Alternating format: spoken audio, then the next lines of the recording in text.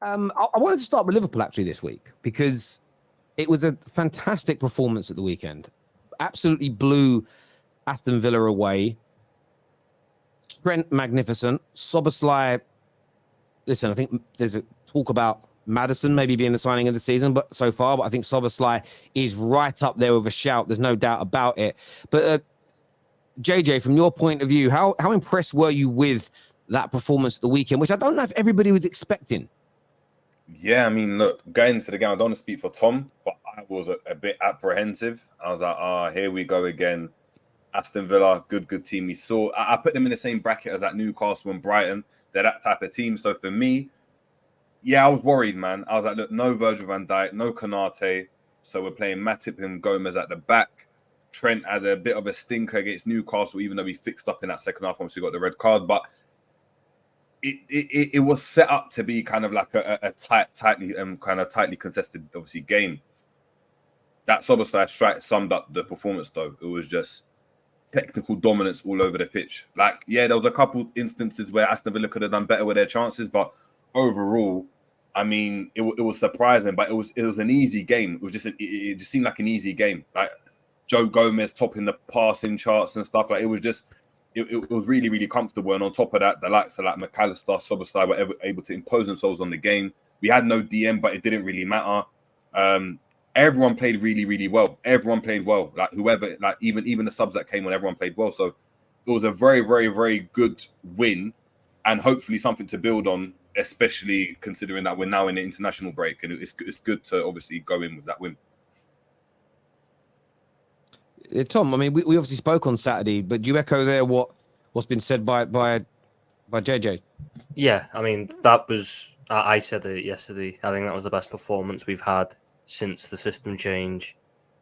In terms of, in past games, we've had moments, we've had 20-minute spells, and then we allowed the other teams to come back in. Yesterday, I think Villa had 10 minutes where it was, the stringing together a couple of attacks, but none of them were really dangerous. And then for the rest of it, it was just complete control. It was nice to finish a game with 11 men as well, instead of 10 men. So that's always an added bonus. But no, I saw a lot of positives to take from yesterday. Even the players who came in, who hadn't been starting the season, like Curtis Jones, like Darwin Núñez, came in, gave a really good account of themselves. And this is the type of thing you want to see. This is the type of thing that Liverpool really lacked in past years. Quality depth.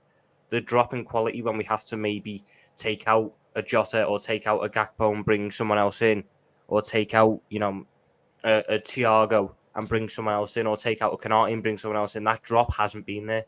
The team has held the level, which is the most important thing to have when you're wanting to have a successful season. That's what done us in last year. The drop in quality when you'd go from Thiago to Henderson, it was light and day. I mean, the drop in quality from Henderson to Szoboszlai is light and day anyway. So I'm just really happy with how we started this season, and it's a very strong base to build off of, and it's, to be honest, a lot better than I thought we would do to start the season.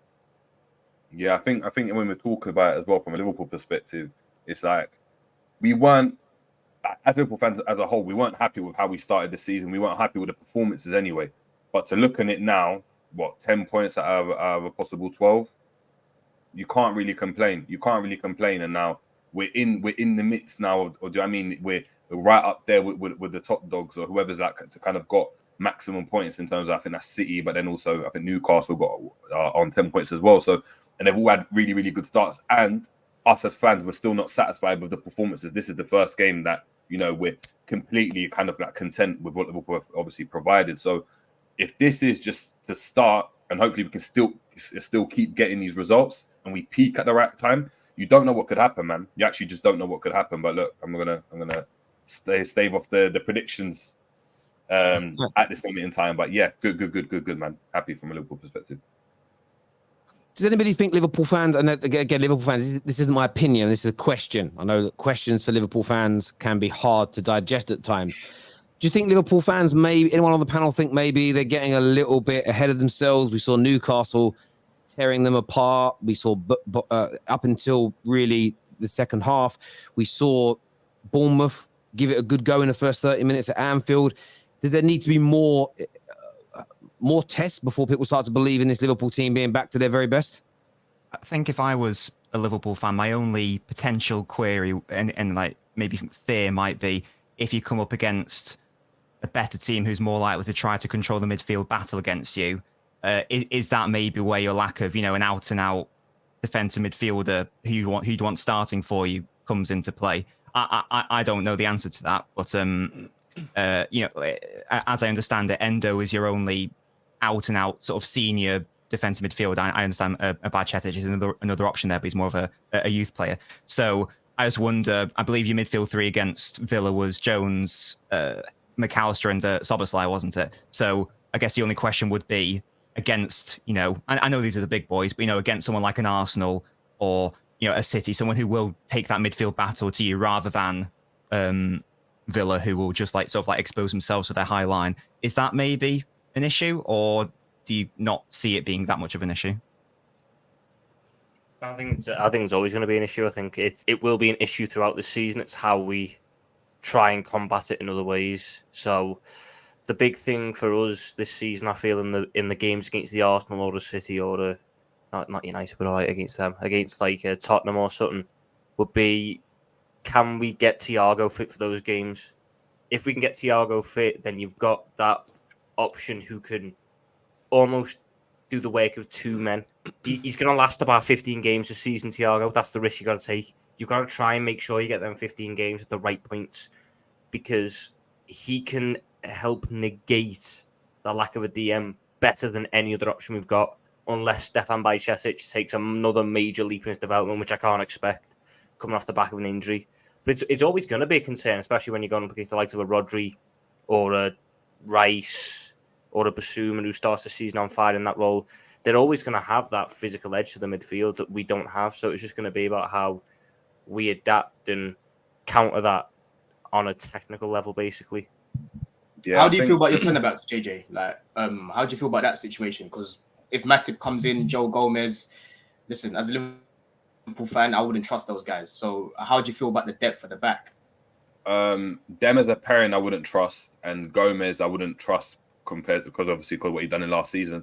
Matip for the majority of last season was solid, and for me was that start of last season, I wanted him to start ahead of Konate. I was like, the partnership is Virgil van Dijk and Matip. So I know when Matip's fit, when Matip can play, he offers us something in terms of his ability on the ball, his ability to drive into midfield and offer another option.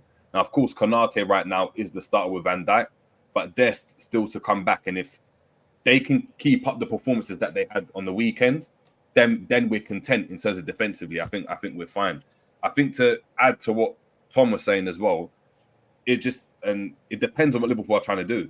I don't think Liverpool are going to try and win the midfield battle in terms of getting on the ball and dominate possession. I think the types of players we've got are looking to go and press you, and it's more off the ball. So if we can go and do that and have legs in the midfield and still go very, very direct with the likes of Nunes, Gakpo, Diaz, Salah, we don't need to dominate the midfield in the same way an Arsenal or a City dominate the midfield, where they get on the ball and start to kind of dictate play. Liverpool will be very content, and we saw it against Newcastle. We saw it very early on in the game against Chelsea as well, where we go very direct, and we had one goal, we could have had a second goal very, very quickly. So it just depends on how Liverpool decide to set up, and obviously we don't know as fans, so we're still kind of in the lurk, kind of waiting until we have that big test. And when we have that big test, then we'll be able to obviously speak on that more and see how Liverpool.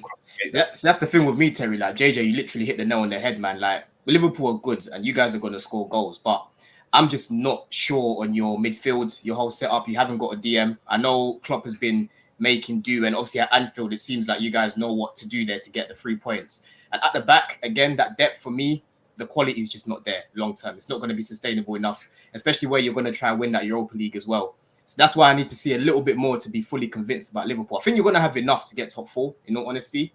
But I'm just looking at the squad overall, and I'm just like, there's still a few holes there, man. You've got a lack of quality really when it comes to that midfield in depth and the centre backs as well. But up top, you're going to score goals, but it's all about keeping it out of the other end as well. You know what I'm saying? In fairness, I think in terms of Terry's question about Liverpool fans getting carried away, I'd say at the moment, most Liverpool fans I see seem quite self-aware, like they see the same issues, particularly defensively, that the rest of us see. And aren't getting carried away. It's not like, some other clubs might beat Luton and then start thinking that they're back, and then obviously they're not. So I think, I think with Liverpool, they are very, it's good. They're conscious that attacking wise, everyone can see the threat and the depth of threat they've got, but defensively there might be issues along the way. Yeah, it's what do you think, Han, about Liverpool in terms of their performances this year and their ability to challenge potentially? Because there are a lot of Liverpool fans when they signed Gravenberch on deadline day saying we will challenge for the league this year. Do you think with the performances you've seen that there's a genuine chance of that? I don't think they'll win the league. Definitely not. I'd say those Liverpool fans are getting ahead of themselves. But in general, I hate to admit it, they look really good. And I can see people in the chat saying they've not had tests, but they've already been to Stamford Bridge, they've played Villa, they've played Newcastle away, and they won that. So I think the tests that they have had, they've kind of proved. I mean, again, it's like any fans getting excited or feeling a certain way. It's still so early on in the season. It's still hard to tell where things are going to go. And like many squads with Liverpool, I would never want this, but a few injuries. And again, they're kind of in a position where it could look where they're not going to have that depth. So I think they should be happy, but I don't think they should be saying that they're going to win the league, because to answer your question, I don't think anyone's chasing City. Yeah, I mean, and we'll be getting onto that later. Look, I think Liverpool have looked good, just in my opinion. I think the game at the weekend was the first time in a long while I've seen you play where you're not leaking opportunities and chances, and you looked a lot stronger. And I think I'm intrigued to see how you're going to use Gravenberch. I also think when it comes to Liverpool, there is talk that there's going to be a new £200 million bid that comes in the next 48 hours. And I know Liverpool's public stance is we are not selling him, but the fact that the Saudi club are not stepping away and they're continuing to bid must mean they've got an ounce of encouragement they can get this done. I'm at a point now where I think I'm 80% sure Mohamed Salah is going to stay as well. But no, Liverpool look good. Liverpool look good to me, and I think that they might. Again, I've said all along you're making Champions League positions. There were a few people talking about you guys could be done and finished out here when you didn't get Caicedo and Lavia, and even without them, I still felt you'd make it into the top 4 teams this year, because you do have Klopp, you do have Salah, you do have the best goalkeeper in the league. You've got a lot of good players, and Darwin Núñez has started this season, and he looks. I know he didn't actually score at the weekend, but the goal that hit the hit the post and hit the goal he didn't win in. Yeah, that was him. Mike catches the back. Yeah. It's a cash, right? It was the Everton game where that happened with Pickford's head, but he looks dangerous this year, Darwin.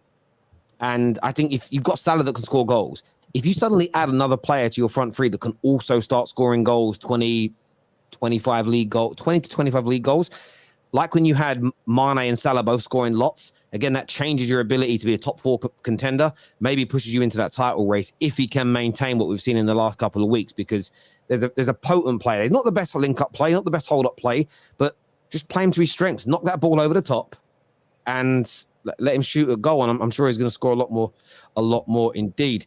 Terry, stop with add another player. I have no idea what you mean. So I read it. I think he means often we don't need another attacker if you don't sell Salah, because you've got Salah, Jota, Diaz, Gakpo, Núñez. I think I'd love to have another one who can get you 25, 30.